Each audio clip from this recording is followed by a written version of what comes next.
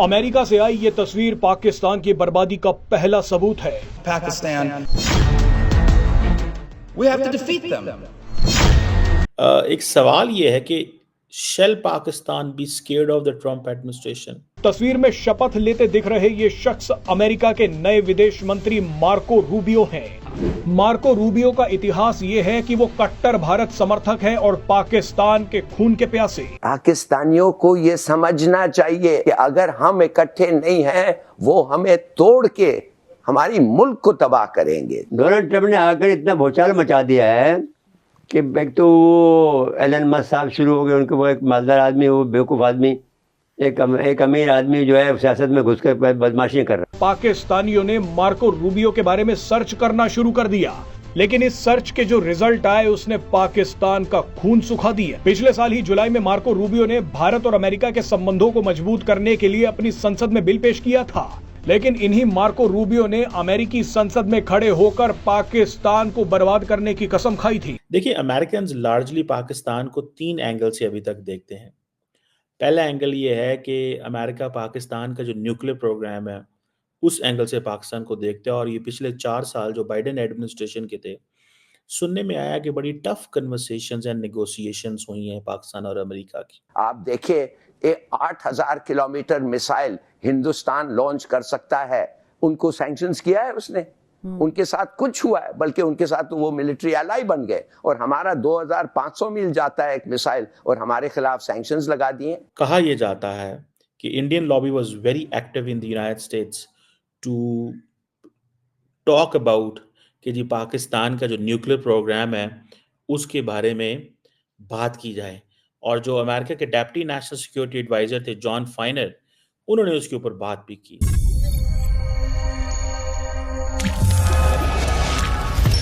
नमस्कार, जय हिंद दोस्तों जैसे कि आपने वीडियो क्लिप में देखा, अमेरिका के नए बने विदेश मंत्री मार्को रूबियो पाकिस्तान के कट्टर दुश्मन निकले और शपथ लेते ही पाकिस्तान पर भड़क उठे। इससे पहले मार्को रूबियो ने अमेरिकी संसद में खड़े होकर पाकिस्तान को बर्बाद करने की कसम खाई थी। रूबियो ने कहा था कि अमेरिका को पाकिस्तान की सारी मदद रोक देनी चाहिए। पाकिस्तान को सजा देने के लिए मार्को रूबियो अमेरिकी संसद में एक बिल भी ला चुके हैं, जिसको लेकर अब पाकिस्तानी मीडिया अमेरिका के नए विदेश मंत्री मार्को रूबियो से डर रहे हैं। तो चलिए दोस्तों, बिना किसी देरी के सबसे पहले पाकिस्तानी मीडिया का रिएक्शन देखते हैं। मिलते हैं वीडियो के एंड में। देखिए, अमेरिकन लार्जली पाकिस्तान को 3 एंगल से अभी तक देखते हैं।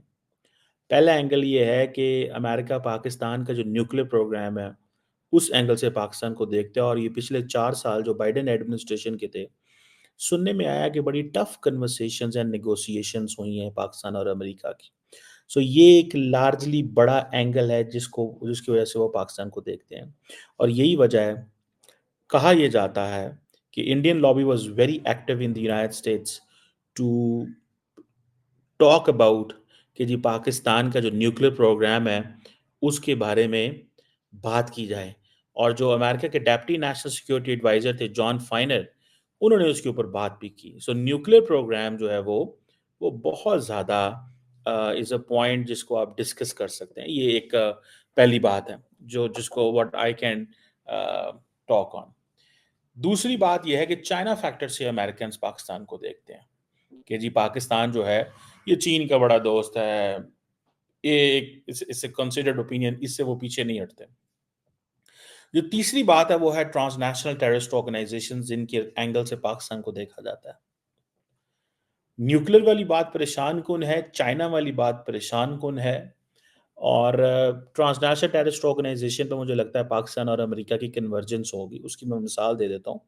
ट्रम्प ने कहा था कि अमेरिकन ने तकरीबन $85 बिलियन के जो वेपन्स हैं वो बडग्राम में छोड़े हैं।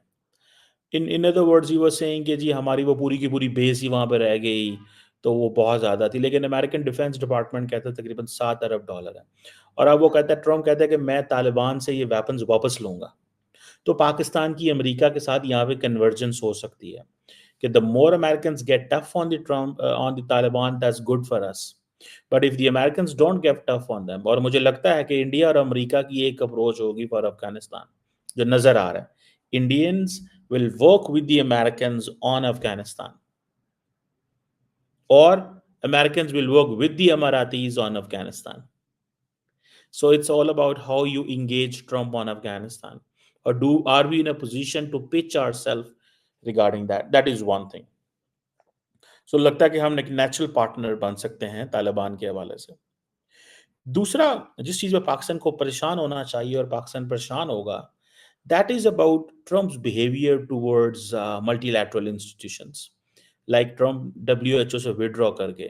फॉर इंस्टेंस अगर ट्रम्प ये सिर्फ $500 बिलियन के लिए, फॉर इंस्टेंस अगर ट्रम्प जो है वो world bank, Asian development bank, IMF से भी वो विड्रॉ करते हैं, या वो कहते हैं कि आप पैसे हमारी मर्जी से नहीं लगा रहे। अभी हाल ही में उन्होंने $20 अरब हमारे लिए अनाउंस किए, तो आप समझ लें कि पाकिस्तान तो गया। IMF प्रोग्राम अगर बंद कर दिया जाता है पाकिस्तान का, या वर्ल्ड बैंक जो है उसके जरिए वो जो अनाउंसमेंट्स करनी थी वो नहीं की जाती, तो इसको आप ये ज़हन में रखें कि this is going to be a crisis. ये पाकिस्तान के लिए क्राइसिस है, बिकॉज इसकी वजह से एक मैक्रो इकोनॉमी जो है, मैक्रो इकोनॉमिक स्टेबिलिटी आई है। कई लोगों का कहना यह है पाकिस्तान को मैक्रो इकोनॉमिक स्टेबिलिटी नहीं चाहिए। देयर आर हॉक्स इन पाकिस्तान, वो कहते हैं ये गलत है मैक्रो इकोनॉमिक स्टेबिलिटी। दूसरी बात मैं आपको कहता हूं, ये आपकी डेमोक्रेसी अमेरिका कहती है। आप मुझे बताएं, मुझे जब मैं अमेरिका में था एज अ काउंसलर, कितने दफे उन्होंने कहा बड़ा जबरदस्त चीज है कि हम एक वन विंडो ऑपरेशन रखते हैं। आपका प्राइम मिनिस्टर छोड़ो, वन विंडो ऑपरेशन हम रखते हैं, और वो है through the establishment. They were telling the truth. Zia, Musharraf, Zia Musharraf, I mean look at it यार, हम वी आर विटनेसेस। मैं एक प्राइम मिनिस्टर का स्पेशल सेक्रेटरी था for foreign affairs, defence, security.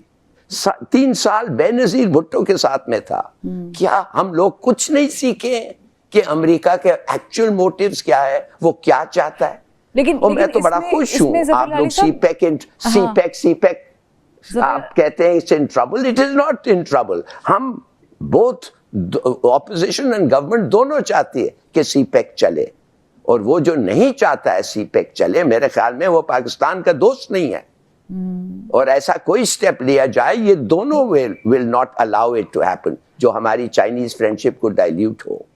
मगर बात असल ये है कि हमारे इंटरनल प्रॉब्लम्स हैं, और ये इंटरनल प्रॉब्लम्स को हम आउटसाइड फोर्सेस आके हमारे साथ खेलते हैं। आप यकीन करेंगी बीवी कि जब मैं 78-79 में था इन वॉशिंगटन, मुझे स्टेट डिपार्टमेंट का आदमी कहने लगा अब तुम ठहरो, शाह ऑफ ईरान जो है फौज निकालेगा, और उस फौज के साथ तुम देखोगे कि क्या करेगा ईरान का। ये सब भूल जाओ, खोमेनी वमेनी। दोस्तों, मार्को रूबियो का कहना है कि पाकिस्तान में बैठे कट्टर इस्लामिक लोग अमेरिका से नफरत करते हैं। मार्को रूबियो का कहना है कि ये अमेरिका की कमी है कि वो आतंक फैला रहे पाकिस्तान की गलतियों को नजरअंदाज कर रहा है। मार्को रूबियो का कहना है कि पाकिस्तान में ईसाइयों, हिंदुओं, अहमदियों और शिया मुसलमानों पर हमले हो रहे हैं। हमें ये बात समझनी होगी कि या तो कट्टरपंथी जीतेंगे या हम। पाकिस्तान को खरी खोटी सुनाने वाले मार्को रूबियो ने कहा था कि हमें भारत को उतनी ही शक्ति और सम्मान देना होगा। हमें भारत को टेक्नोलॉजी ट्रांसफर भी करनी चाहिए। तो दोस्तों, ये थी आज की वीडियो। मिलते हैं एक नई वीडियो और एक नए टॉपिक के साथ। तब तक के लिए जय हिंद, जय भारत।